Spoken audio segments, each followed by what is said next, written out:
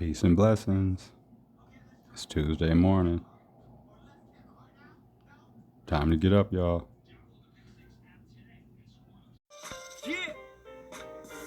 Like I said, Canada, what up? It's the Ghost SP. I've been trying to get there for a minute. Can't go to Canada. Dude in my hammer work hit the border. They tell me turn around and he ban the ghost. What about the kush that I plan to smoke? Hip hop is sick. You know the kid is the antidote. In the past, I might split a nigga cantaloupe. Bet you he was born first. So rather do a song first. Peace and blessings. This is DVJ. It's Taco Tuesday. It's April 23rd, 2024. I hope everyone's doing well out there. I hope life's treating you well out there. I hope you did something good for somebody yesterday, and I hope you'll do something good for somebody today. Stay safe out here, whatever it is you got going on. Get that money legally. And also, I want to say thanks for listening. Any of my family that's listening right now, I love you. Any friends, acquaintances, strangers, whoever, I appreciate you listening. Really, really do. So on today's episode, Michelle and I are going to we got up super early. I don't know. We went to bed early and we just both woke up. She woke up 5 minutes before I did, and then I woke up. And then we went and got some cigarettes and got gas and stuff like that. Let the dog out. She finally went back to bed. I'm still up, just putting some content together, sipping some coffee, checking the news out and stuff, and hollering at y'all. So on today's episode, we're going to be talking, more race stuff.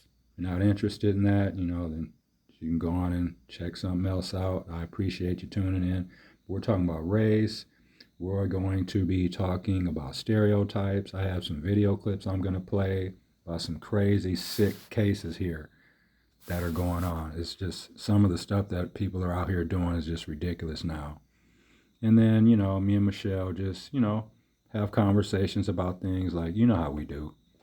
So please enjoy the clips. Thanks for listening, and I'll get back to this Styles P. Don't nobody give a damn of what you spit in the booth. Better make your ringtone, keep your bling on. Sing anything and try to get your sing on.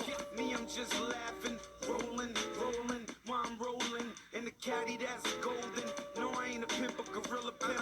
I'm just a poet that all the killers with for spitting that real shit. A few of y'all MCs, most of y'all illegit.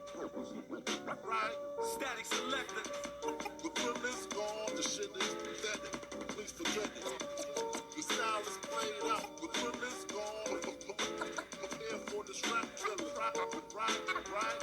The grill is gone. Cigarette set. Give me some water, take my supplements. Pharmacy for life.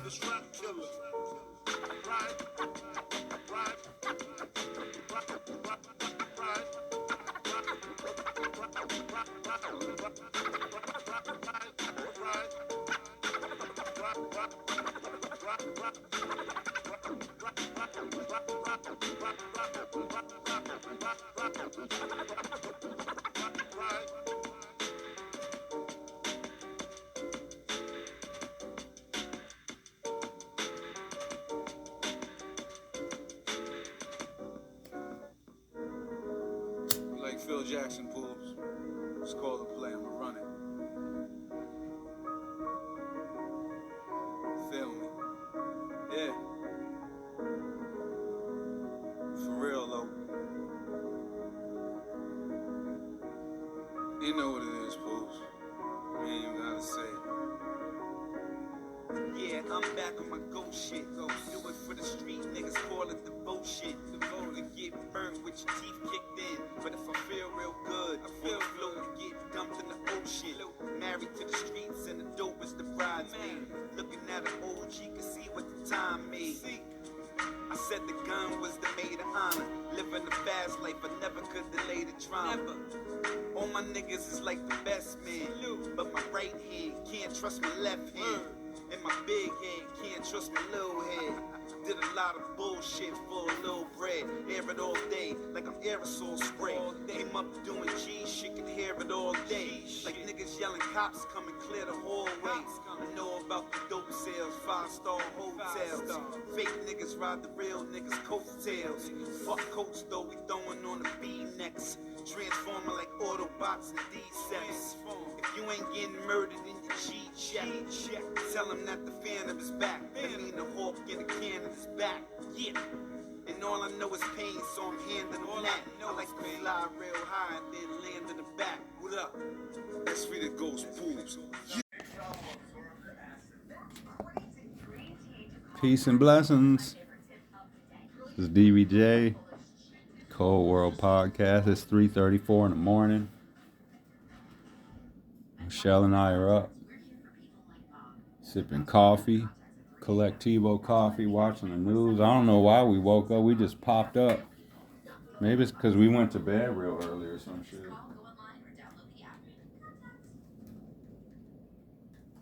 So, let's see what's going on. Hey, baby. Yes. So this is from the Black History Studies. Mm-hmm. Without black inventors, you wouldn't have these and much, much more. Oh, okay. So these are some black inventors that people may not know invented these things. So the first product is the elevator, which was invented, and these are all black inventors too. So Alexander Miles created the elevator in 1867. Thomas Marshall created the fire extinguisher in 1872. Thomas A. Carrington created the stethoscope in 1876. Lewis Latimer created the light bulb. Sarah Boone created the ironing board. Paul L. Downing created the mailbox. John L. Love created the pencil sharpener. Garrett Morgan created traffic lights. Charles Drew created the blood plasma bag in 1945. And Frederick M. Jones created the air conditioning unit in 1949. Yeah, black inventors. We just probably assume that white people did all that stuff. Yeah, we make things too. Want to hear what the rapists and pedophiles are out here doing, babe? Mm-hmm. Okay. So this is from the Expose Racists and Pedos website. This is a cop, white cop. Cop raped woman while her child watched. Justin Hain. Is that how you pronounce that? Justin Hain? Yeah. Hain? Yeah. Justin Hain forcibly raped this woman despite being told to absolutely not touch her. Cop in this says he didn't intentionally rape the woman. The victim's child was in the room when police officer Justin Hain raped. Hold on. This is getting kind of hectic. Says the victim's child was in the room when police officer Justin Hain raped her. Justin Hain's bail was set at $50,000 and has bonded out. They gave this rapist $50,000 bond and he raped her in front of her own child. The thin blue line is at it again. Here, I got some audio we're gonna play. Who was arrested in this case is a police officer who works here at the Steelton Borough. Justin Hain is facing charges including rape and other offenses. Oh, I'm gonna run that back. Who was arrested in this case is a police officer who works here at the Steelton Borough. Steelton police officer Justin Hain is facing charges including How's the rape coffee, and other babe? offenses, according Very to state delicious. police. A trooper wrote in charging documents that a woman said Hain on Wednesday forced himself on her despite telling him not to touch her. The child was also allegedly present at the time of the incident. These are very disturbing charges. Dauphin County District Attorney Fran Chardo says after the victim reported what happened to police, investigators arranged to record a phone conversation between the victim and Hain. The wiretap was an important step in this case to get the defendant's version of events, and he made important admissions on that recorded interview, basically conceding that it happened. The DA says Hain has previously worked in the Dauphin County Sheriff's Office as well as the Royalton and Middletown Police Departments. Mayor Sierra Dent in Steelton confirmed Hain's suspension from the borough police force, but would not say if he is suspended with or without pay. Ready for this one, baby? This is from Gina Marini from Eyewitness News, Channel 8, ABC. So this white lady starved her 14-year-old daughter, and she got a $250,000 bond. So let's see what happened here. Okay, here we go. We're learning more about the 14-year-old who died in Boone County. Her mother is charged with child neglect causing death. Daniel Burbank joins us live in the studio after talking exclusively with a family member and an educator who taught her. Daniel? Gina, her name is Kennedy Miller. I spoke with several of her former teachers and a family member. Today, they're remembering Kennedy, not for how she died, but as she lived. This is a photo of Kennedy Miller while she attended Brookview Elementary in Boone County. She was a beautiful girl. So smart and so funny, and just when you saw Emma, you saw Kennedy. When you saw Kennedy, you saw Emma. That's Julie Ann Stone Miller's first cousin, Jessica Stone. Julie Miller is charged in connection with her daughter's death. Jessica Stone says they vacationed with Kennedy, and she always loved singing. And of course, we will beat ourselves up to the day that I die for not kicking that door down and demanding to see her. Jessica Stone says for years they asked about Kennedy and claimed CPS and law enforcement were asked to check on her. Eyewitness News is working to confirm that information from authorities, Stone adding she's trying to think of the fun memories. According to a criminal complaint, Miller's grandmother told deputies she hadn't attended school since late 2019 or early 2020. Teacher Amber Coakley says she first met Kennedy Miller when she auditioned for a music solo at Brookview. Because I just adored her voice so much, and it's something I save as an educator to show future students that this is how you do it. Other teachers told us off camera she was smart, vibrant, and happy. Here's another one. This is per capita thug who bombed Planned Parenthood clinic, had plans to start a race war. This is a white Marine. He's been sentenced to only 9 years in prison. So he bombed a Planned Parenthood clinic. He was planning to start a race war. White guy. So let's get the together here. His part in a firebombing attack on a Planned Parenthood clinic in Costa Mesa. 24-year-old Chance Brannon was sentenced today to 9 years in federal prison. That's it? A Molotov cocktail at the clinic entrance during the early morning hours. Shit, I got 5 for a forgery. 2022. Brannon pleaded guilty back in November. 2 others, Xavier Batten of Brooksville, Florida, and Tibet Ergel of Irvine, have also pleaded guilty and are awaiting sentencing. Brannon also admitted to planning more attacks at other various sites in Southern California, including a Southern California Edison substation and an LGBTQ Pride Night celebration at Dodger Stadium. See, that's what I was saying too about the California trip. That's why I thought it'd be smarter, and I ain't ever been out there, but I thought it'd be smarter to, stay somewhere in Southern California. You know what I mean? Where it's more probably black and brown people, it's probably a little more democratic. And like we were saying, like, didn't you say, because you didn't even really mention that to me about like when you were doing the research for the California trip? Because afterwards you were telling me like, okay, well, I think we'll go here because it's What were you saying? Like, what you were literally like checking? I was looking at the demographics of the areas, just because I wanted you to feel comfortable, and not that we should like have to do that. But in the world we live in, we kind of got to. Why should we spend all that money and time off of work and whatever, go there to have a good time, and you don't feel comfortable? Right. Because like, I don't want to sit in a hotel room the whole time. Right. But I don't want you to be like, oh, I don't feel like doing that, or, you know.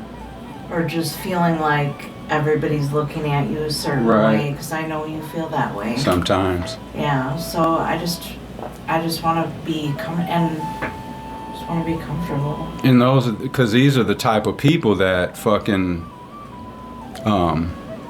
you know, because it says this Marine, it said he planned on attacking. Well, the firebomb was at a South California clinic, and it's saying he had other attacks planned for other Southern California places. You know what I mean? So it's like, oh, let's see, what do we got here? Uh-oh. This guy's looking up people's shirts and shit. See what this creep is up to.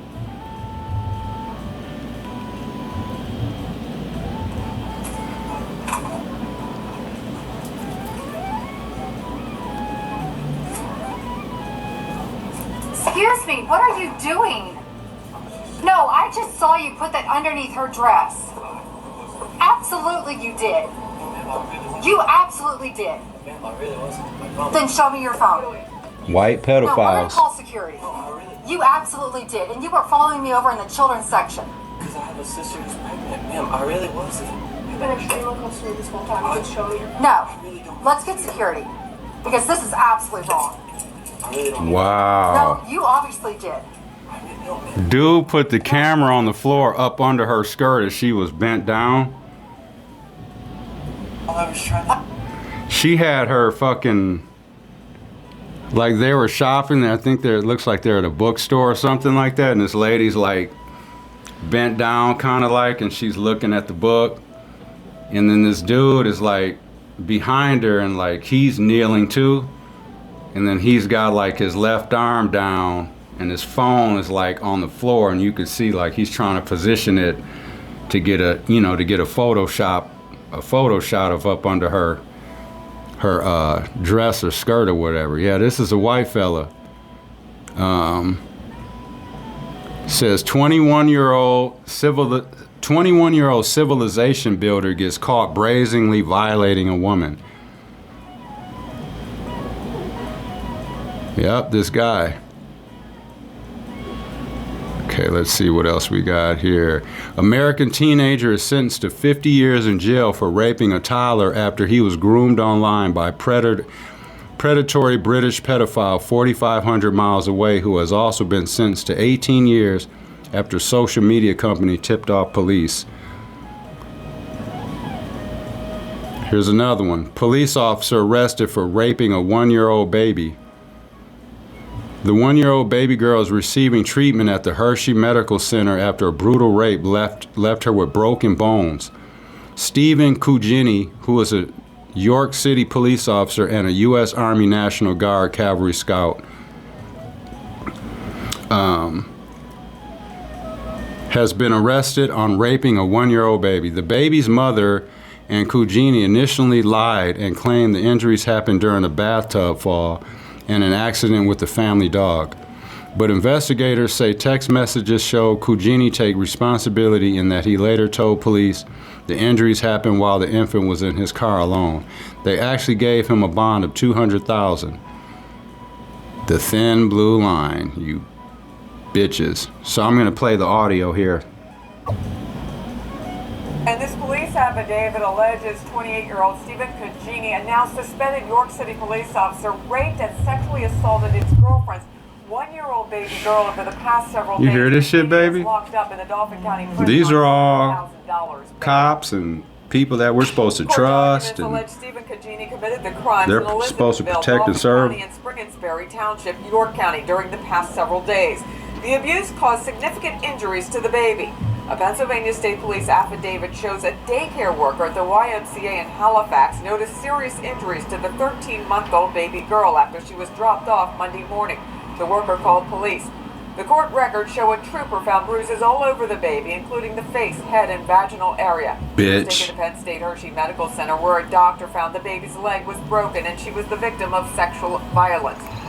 The baby's mother initially told police the bruising happened during a fall in the bathtub at their Elizabethville home, and later due to an accident. And then the with excuses they family come dog. up with are Police so say Cagini lame. made similar statements, but investigators revealed text messages retrieved from the mother's phone show Cagini acknowledging responsibility for the baby's bruises. The affidavit states Cagini told police on Tuesday the injuries occurred while he was caring for the child alone. York's Police Commissioner Michael Muldrow sent a statement to News 8, reading in part, "If the allegations are founded, trust and believe I'll be the first to take swift and definitive action against them."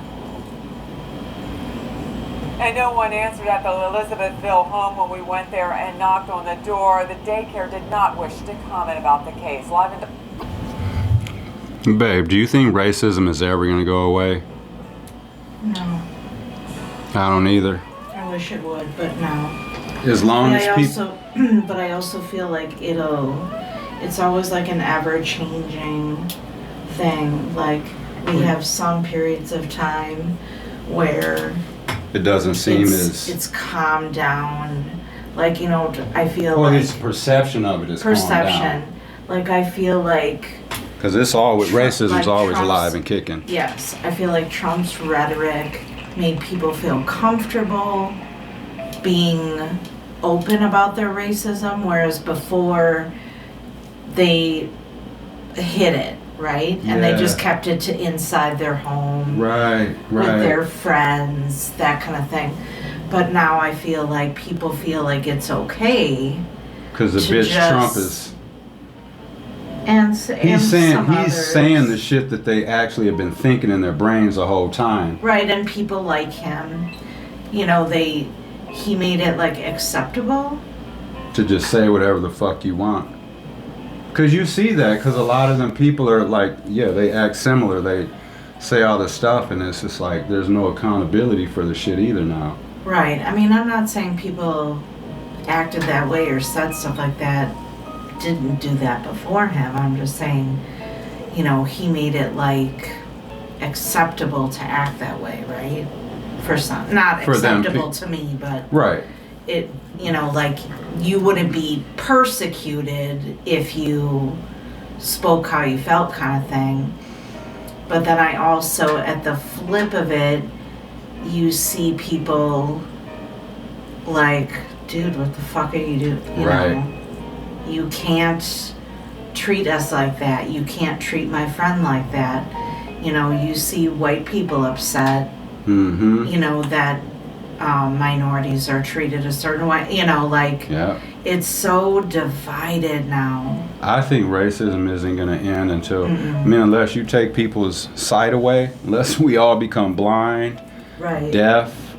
Because I was thinking okay, well, if everyone was blind, you wouldn't be able to see people to be racist. But I'm but you'd still be able to hear people's voices. You'd be able to be Right. oh, that's a black dude, oh, that's a white. So people would Right. still be able to. And bigger picture, to broaden it out a little bit, you're never gonna get rid of judgmental people.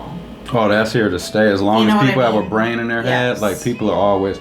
Because Right. not only do people judge people based on their race or, where their ancestors are from, then the next layer is where you fall on the income bracket. A lot of it nowadays, a ton of stuff is race, but a lot of stuff, it's either economic status and or race. Those two are it, but a lot of it is economic, because we were talking about it's a lot of like white poor people or that are struggling that white rich people or well-off people can't stand.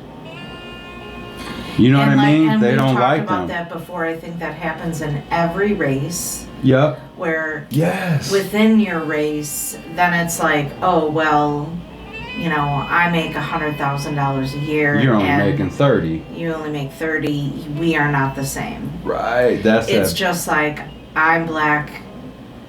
Or, you are too. Like, you should be where I'm like, at. I'm white. You're black. We are not the same. I'm, you know, Mexican. You're black. We are not the same. And so then it's same with economics. Yeah. I make this, you make that, we are not the same. This is my job, and you work at a factory. You have a jobby job. You have a jobby job, and I have a career. We are not the same. So like it's so. Hell yeah, that's there's so many layers to inequality. Yeah. I guess. Yeah. And it's just, and I often wonder what it's like in other countries. As far as how they just look at race and economics and stuff like that? Yes. Yeah, for real. I mean, I'm sure it happens, but like, you just don't hear about it. Mm-hmm. And just like the policing styles. Like in Japan, like their policing style is... their governments are different. When I watch those To Catch a Smuggler shows, just the way that they handle people coming from another country, is so more like sophisticated. Yes, and I think just the mind frame is different too. They're not looking at everyone that's coming in or going out like it's terrorists and criminals or up to stuff. You know what I mean? I feel they like check everybody, like, why are you coming here? Right. What are you up to? But it's not like, it seems like with us, the U.S., like our border is, it's like we're always thinking people are up to something when they're coming through in a way. Right. But when we go places, it's like we don't expect to get bothered with or like we want to be able to go wherever the fuck we want as Americans, but we don't want nobody else coming in. Like I watched this lady was going to New Zealand, and something about her luggage or whatever, they just were wondering, and it seemed off. Right. So they asked her, and she said she was on an extended vacation. So then they asked her, you have to have like your itinerary of what you're doing. Oh, wow. So then they asked her like all these questions, and like she said she was going to go sightseeing, and they're like, oh, what are you going to see? She was naming shit that isn't even in New Zealand. She was a sex worker, it turned out. Oh. It was, and what it was like the type of clothing that was in her luggage was not something that you would wear. It was like sex to clothes. Go hiking or something, like she only had stilettos and mini skirts or something, like it just wasn't something like us versus them. That us versus? You see it everywhere. You see it, different news outlets are, it's like CNN is the Crips and Fox is the Bloods and shit. Right. Well, CNN will be the Bloods and shit, and the Fox are the Crips. CNN blames Fox for stuff. Fox blames CNN for stuff. Shout out CNN. We fuck with CNN. Exactly. We fuck with CNN. Shout out Lord Cole. Shout out Abby Phillips. But you see that everywhere. You see it with local government. You see it with, like whenever anything happens around here in Milwaukee, they blame the mayor. They blame the sheriff lady. They blame Chief Norman. Right. Like Chief Norman's supposed to get up out of bed and stop all the crime and shit. You can't and like, but honestly, they need to be better communicators. Correct. And the thing is because they want us, I'm sorry baby, they want us, the community, they're always telling us, You know, if you see something, say something. We need the community's involvement. We can't do this alone and all this and this and that and shit. And look, perfect example, the Sade Robinson case. And I'm not making this up. Sade Robinson, on the interview, you heard it too, baby. She said that the police basically had nothing to do with them finding Sade's remains. She said it was community people, family, friends, strangers that were finding the body parts and shit and doing all the research and helping them and stuff like that and being in their corner and stuff like that. And that's great. It just like, it sucks that it was community people that we shouldn't have to do that stuff. Shouldn't have to do all we that, should be like the ones helping Yeah. do that stuff. We shouldn't be the ones out there doing the police work. Yeah. And telling them, hey, we found body parts, and then they get to take the credit for it. Authorities found body parts. No, the community fucking did. And I do feel like they're also in a tough situation because when it's like an active investigation like this is, they can't disclose everything they know. But they could be better with communicate. Like if you're done, like if you found all body, and I'm just using this example. If you guys have found all the body parts, then say that the body parts have been found, so people aren't out still looking for an arm or some shit like that. Or tell us you're still looking for the fucking head. Like, cause it's obvious. Okay, you found a leg, you found the torso, you found. Oh, okay, so it's like people can just figure in their head. Okay, well they're still looking for her head. Like you've already gave us all the gory details. Right. Everyone has read the criminal complaint. Everyone has been through all of this shit before, through the Dahmer shit, through all the stuff. Just be honest with us. Say we're still looking for the head. Right. I mean, fuck, man. I just, like, they're in a tough spot. I get it.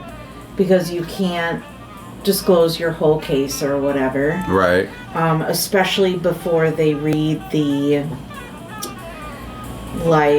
search warrants and that, you know, like until that becomes public and everything. Because you have to keep the integrity of the case and everything, and I get that. And they found blood. That blood? So right, wait, baby, weren't you telling me that there's a new criminal complaint, updated one? It was just amended, and the only... Can you get your hands on it? I know you can. Yeah, but the only thing that they amended was that some of the blood that they found in his home that they thought was hers. In the staircase or whatever? In the stairwell, I think. But like the DNA results have now come back, and it's not hers. So that means it's somebody else's, though, which... They didn't say it was his, and I honestly feel like they would be like, it was determined that it was the defendant's own blood. Right. So that means because so it's a non-issue. The blood we found is a non-issue. It's his own. Which they didn't say. They were basically saying it's not Sade's. It's someone else's. So it's looking like this dude is a serial killer. Yeah, that would be my guess. I don't think you wake up at 33 years old and you just start doing. It sounds like he killed her within a 2-hour period. He killed her, chopped her up, put her in her car, and drove around and threw her body parts all around. And then like no one just does that for the first time. Does then, all of did that. He go back home and clean up.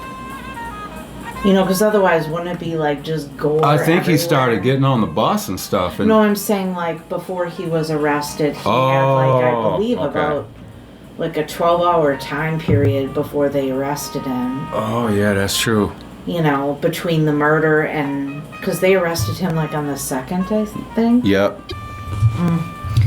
A racist teaching her baby what was passed down from her family generation after generation. The mother and father are so proud they taught their baby the N-word and posted it on Twitter. No one calls it X. Right. For validation from other racists in 2024. The tweet says, "My daughter literally said the N-word. I'm so proud of her." Okay, let's cue this video up.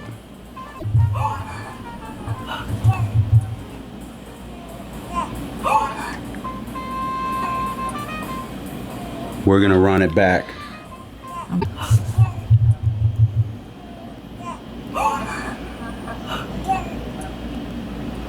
It don't sound like the baby saying the N-word.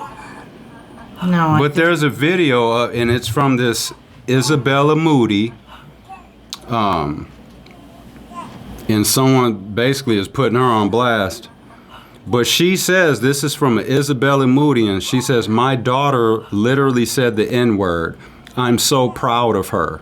It's a little white baby they got on here, basically trying to get her to say nigger. Little baby. You can hear it's a baby.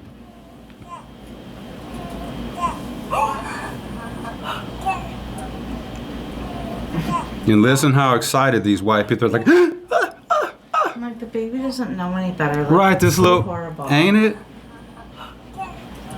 Fucking punks. Yeah, they're starting them early. 16 years, that girl's gonna see that video of herself and probably be like, oh my God, my parents suck. Right? Exactly. Yep. Because that shit is out there forever now. Uh-oh, what's this one? A trans vampire has been convicted for raping oh my goodness. A trans vampire has been convicted. This is a white fella, trans guy. I mean, whatever, you know what I'm saying? But I'm talking about the race of the individual. A trans vampire has been convicted for raping a 16-year-old disabled black girl and for killing a disabled black man. Adam, a man who identified as a vampire, has been convicted of raping 16-year-old girl with learning difficulties while under investigating for strangling a man to death. Wow. Adam Sabrina Hetke, 35, has already been jailed 2 times for sex offenses against women dating back to 2007, and police warned that he had a high probability to reoffend when he was released in 2016. Why was this man given so many chances after raping multiple women and children? And this is April 16, 2024. This was updated on April 16th, 2024. Yeah, so he killed this black dude, man, this bitch ass dude. Let me see if there's some audio on this real quick. So come to find out, this story, this transgender woman story, this person is from Wisconsin actually. It says a transgender woman who identified as a vampire has been convicted of sexually terrorizing a 16-year-old Wisconsin girl with learning difficulties while under investigating for strangling a man to death in her home. That was a black dude she strangled, she or he. Adam Sabrina Hetke, 35.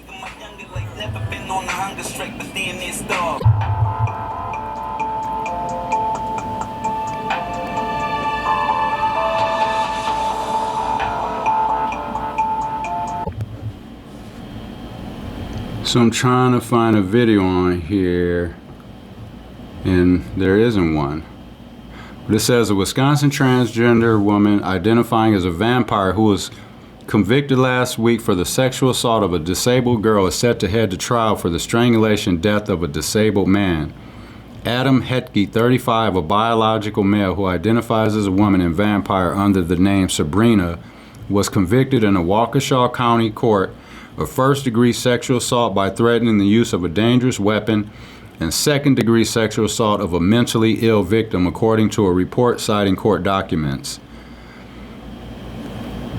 Not officially ready to say that you can identify as whatever it is that you want to. This person, Adam Hetke, certainly thinks so. Identifying as a vampire. And to hear the story, because this is a little bit crazy, especially with the details. Finally got the video. 35 years old. Is being convicted of terrorizing a 16-year-old with learning difficulties, while at the same time being investigated for strangling a man to death in Milwaukee after telling a friend, I killed him, God can't bring him back, but I can because I'm the devil. It was only after Adam assaulted the 16-year-old that Adam was finally arrested for murder. Don't vampires almost have like hypnotic abilities to some extent? Or am I thinking of Dracula? Like, here's what this report generally says. Adam Hetke begun identifying as a woman when Adam was freed in November of 2020 on a mandatory release. 5 months later, while living in the house in the Concordia neighborhood of Milwaukee, Adam invited a man with learning difficulties around. Vidal Thompson Moody, who was 28 years old, was found dead in the house in the following morning with a 15-foot electrical cord underneath him and marks to his neck and forehead. One of the housemates told police that Adam had been bullying Thompson Moody and wrapped a cord around his neck. One of the roommates, funny enough, told the police that Adam apparently was removing demons from Thompson Moody. And the logic that was being used was, tightening the cord, more demons would come out. Eventually, the housemates actually had to step in to pull Adam off of the guest. And then you guessed it, when...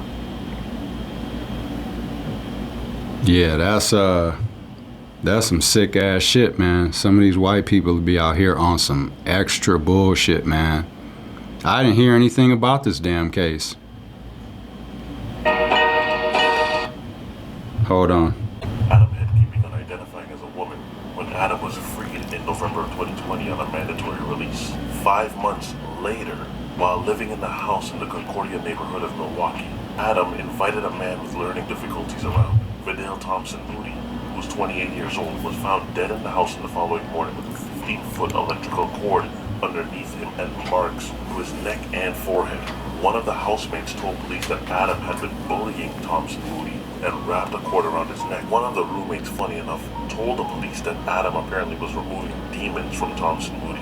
And the logic that was being used was, tightening the cord, more demons would come out. Eventually, the housemates actually had to step in to pull Adam off of the guest. And then... I just pause it for a second, man. I'm gonna just say and be brutally honest. Some of you white parents need to raise your white kids better. That's just a fucking fact. I don't care who's offended by it. Cause some of these, this is a white fella, tortured and killed a black dude. Pretty much for no reason. Dude invited him over there and all that shit and then killed him. Like, I don't even really remember this damn story, man. This shit pisses me off. But some of y'all need to raise your kids better, man. Because a lot of these white kids sometimes out here, they'll be lonely and sad, depressed. They don't know how to deal with people or just fucking communicate with people. They have no life skills. You know what I mean? They'll be sad and depressed and shit, and then they fucking don't know how to interact with people.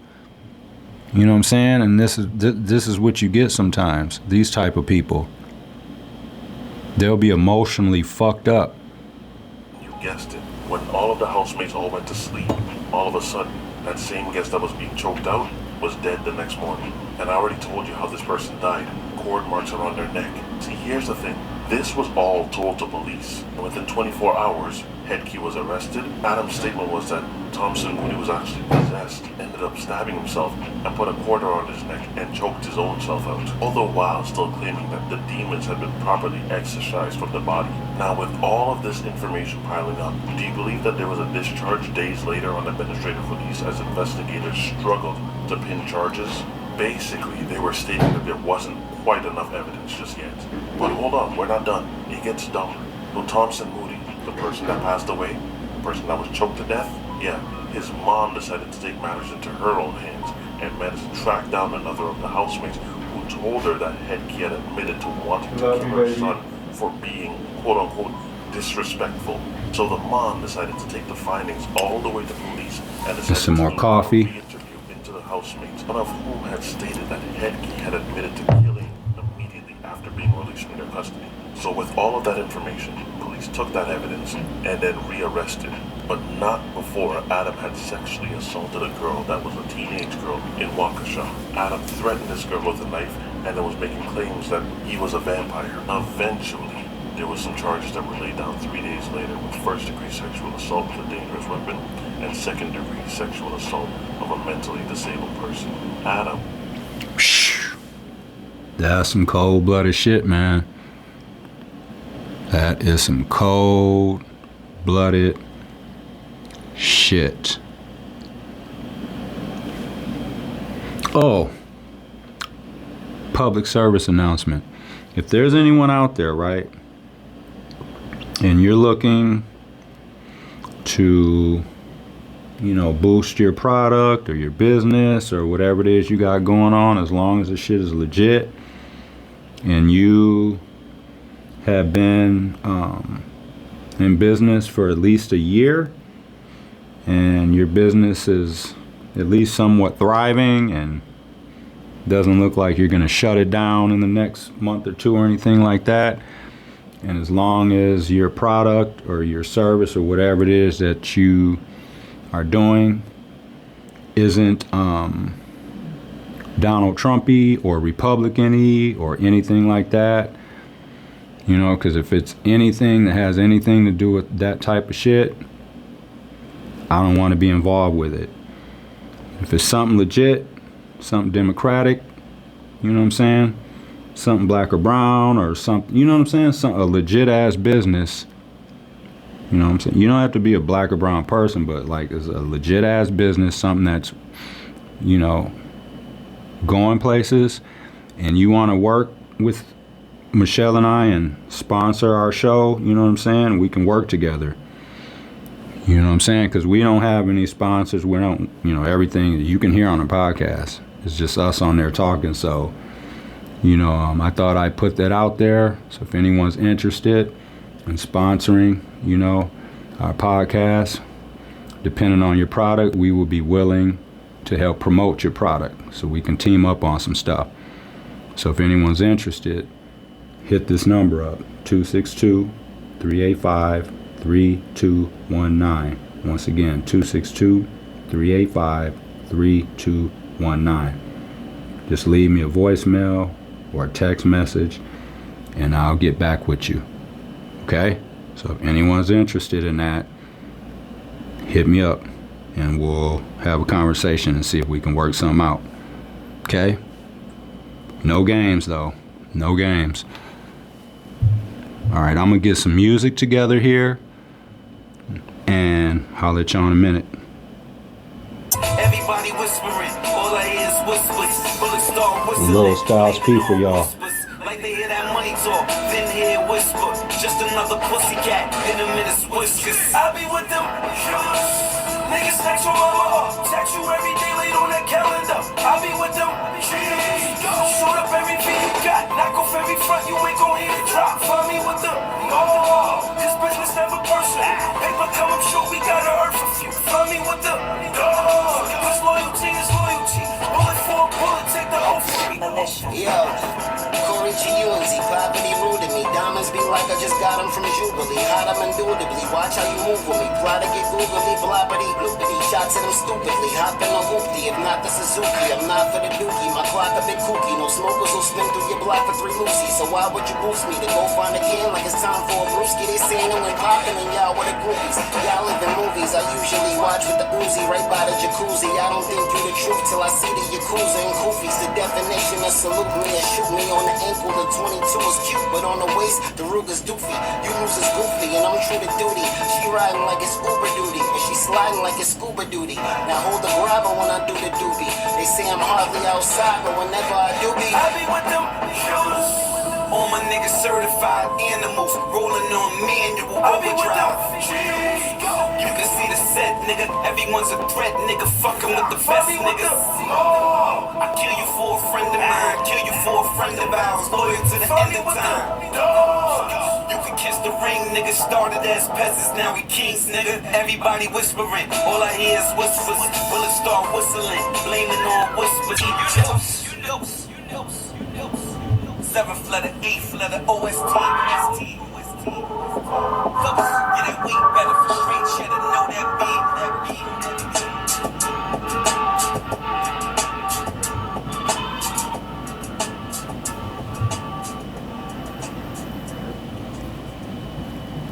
Yeah. Turn that shit up, Diesel. Graveyard shit. This is what we do. Yeah. Oh man, nigga. Looking for revenge. Strong as the Avengers. All my niggas gangster. Never been pretenders. Yank said you was, but you ain't. And what's your agenda? They bless us. Niggas swear they callin' shots, but never send no message. We already got the answers. Ain't no need to guess it.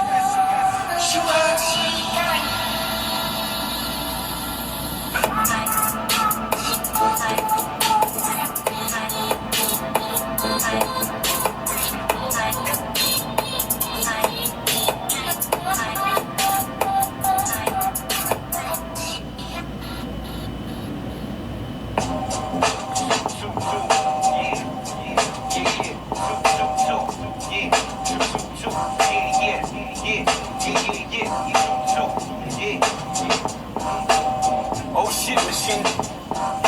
It's that vibe right here, drop shit, I love it. Let's get it. Should have been done with it, but I'm so done with it. You could pick a rapper, then tell him to come get it. But some is unfitted, funky like sun shitted. Supposed to be gangsters, but they acting like dumb bitches. Man, gotta pound the Jungle Boys in my lungs with it. Shout out the fight, use the beat and have fun with it. I'm gonna run with it like bass in a cop chase. You a piece of shit, all to spit in your pop face.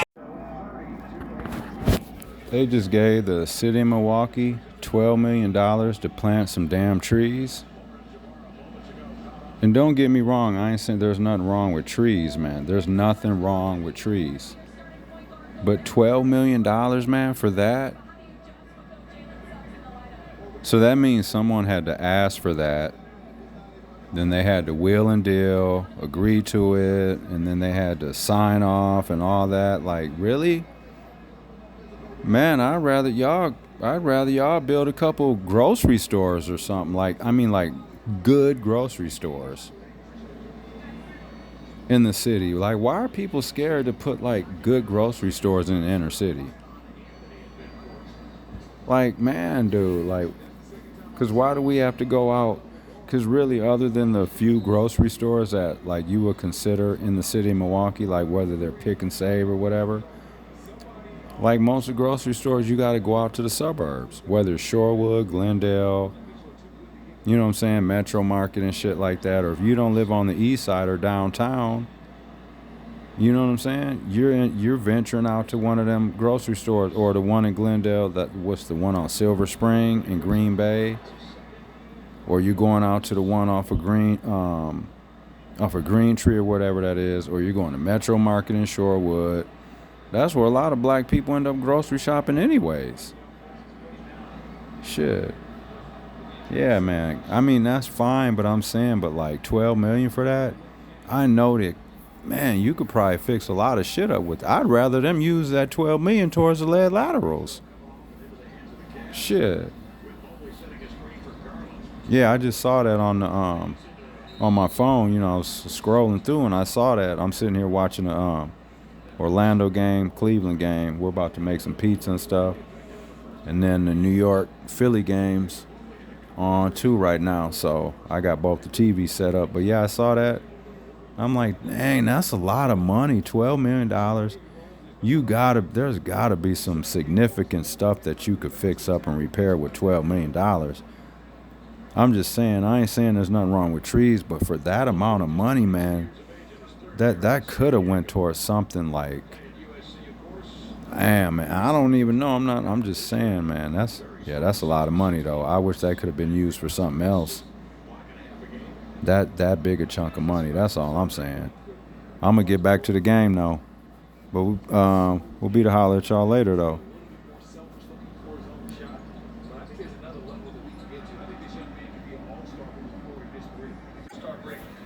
And like that Max Anderson too,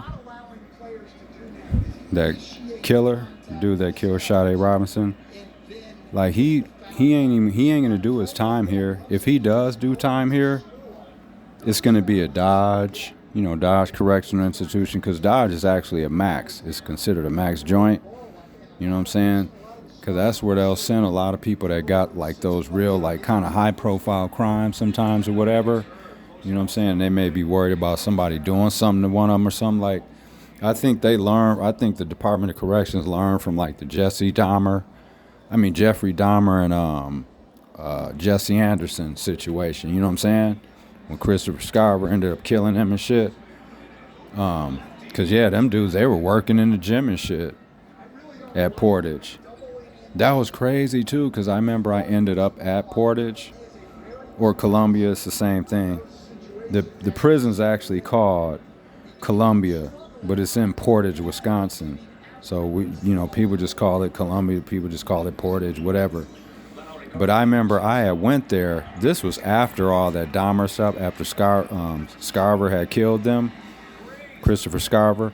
This was after that. But I remember I had went to Portage prison for a couple months, because that's when I was waiting to go to boot camp. There was a dorm. It was like they had a dorm. It was like a minimum dorm that was like attached to the back of the prison. And that's where they were holding people that were waiting to go to boot camp and stuff. They were sending people there. You know what I'm saying? And that, as a matter of fact, that lets you know how overcrowded prisons were back then. And this was in, when was I there? 2002? Yep, I went there for like 2 months, yep, at Columbia Prison, or Portage, whatever you want to call it. It was their minimum barracks. I went there for like 2 months to wait to go to boot camp. But I'm saying, because there's no, in no other situation are they going to have a minimum barracks attached to a maximum security prison. You know what I'm saying? But that shows you how overcrowded the prisons were. You know what I'm saying? That they were just sending people wherever they could to create bed space. Yeah, so they had us back basically in the back of a maximum security prison, you know, but like we were separated, you know, there was a fence around like our barracks and all that stuff, like, you know what I'm saying? But and when you're in max, it's like they're not moving around anyways, you know, you're in your cell all the time anyways. So, but it was just like, dang.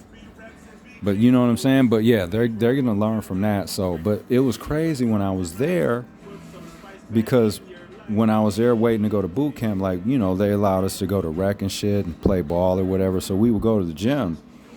And I remember when the first time I was in there, I was like, dang. You know, not only was it fucked up, you know, just that you're in prison, you know what I mean? Because that was my second time going. So I was already like, damn, I messed up, you know, came back to the joint. So, you know, you're already kind of down about that and shit and feeling fucked up about that. And then, too, you're like, damn, man, I'm in the prison. I'm in the locker room because, you know, you go in the locker room and stuff like that. I was like, I'm literally in the locker room like that dude got killed in. Because that's where Dahmer got killed in. He got killed in the locker, you know, the locker room area of the gym and shit. So it was kind of eerie, you know. I was like, dang, man, I'm in the locker room, I'm in the gym where dude got killed. You know what I'm saying? So it was kind of like a reality check. Like, dude, man, you got to quit messing up, dude. Like, you're in prison. You know what I'm saying? You're in a place where, like, serial killer, you know what I'm saying, this world-famous serial killer was in prison and then got murdered by another inmate. You know what I'm saying? And like, you're literally in the locker room where all that happened. Like, dude, you got to get your life together. You're in prison. Like, you know what I'm saying? It was just kind of like, let me really understand how, like, real, like, my life was. Like, I ain't supposed to be in here. I'm supposed to be out working a job, being with my family, raising my child. And I'm here in this. You see what I'm saying? You know what I mean? Just, it was like the different, like what I should have been doing versus like my reality. It's just like, this shit is crazy. It's just like, I'm like one of a handful of people that are like experiencing this stuff. It's like, yeah, I got to get things together. You know what I mean? But yeah, that was crazy. That was a crazy experience. But yeah, just wanted to say that. But we'll get some more content together. We're just like about to make food. I'm waiting for Michelle to get back. She took her daughter to go look at an apartment and stuff like that. So I'm just waiting for her to get back. And then we're going to make some pizza and finish watching these games. And just want to say I hope everyone's doing well. And yeah, just enjoying these games and just relax time. Got today and tomorrow off, and then be back to work Wednesday, Thursday, Friday, Saturday, and Sunday. So we'll be in touch with y'all. So be looking out. If people are up late or whatever, you know, I'll be downloading episodes at all kinds of times. You know what I'm saying? So just be looking for that. Peace.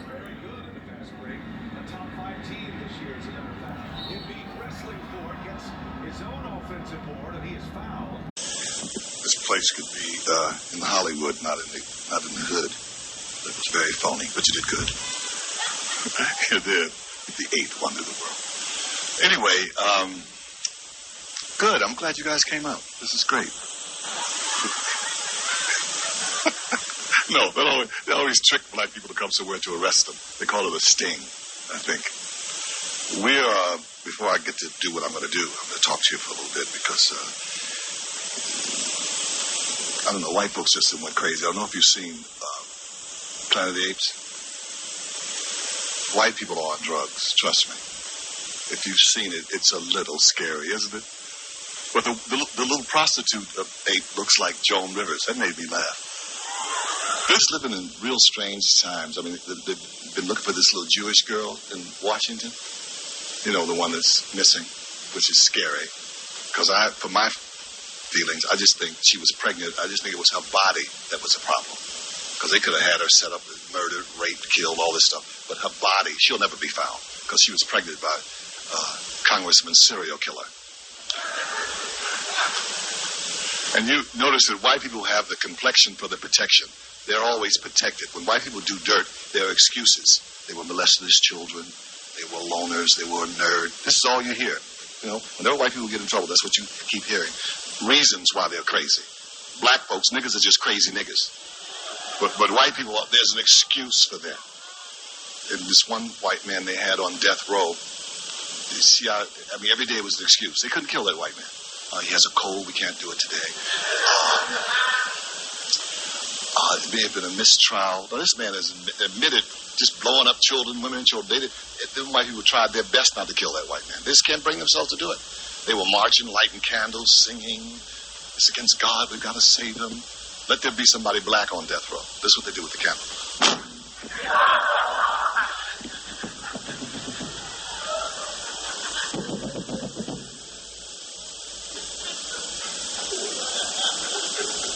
No, this is reality. And that's why I'm having this love affair with the Chinese people. I am into Chinese people. Every time I see the Chinese, I kiss them. They're not as scared of white folks. I finally found a race that are not afraid of white people. I love the Chinese. They didn't give a damn. They weren't giving that plane up. Well, they finally sent it back in little Chinese puzzle pieces. But the white folks was over there all up in their face, you know. We want the plane back, and talking all that stuff. They even sent that black man, Paul, they sent him over there. They told him, he said, wait a minute, nigga, wait, I just a minute. The last nigga over here up in our face, we put on a box of rice. You better go on back to Washington.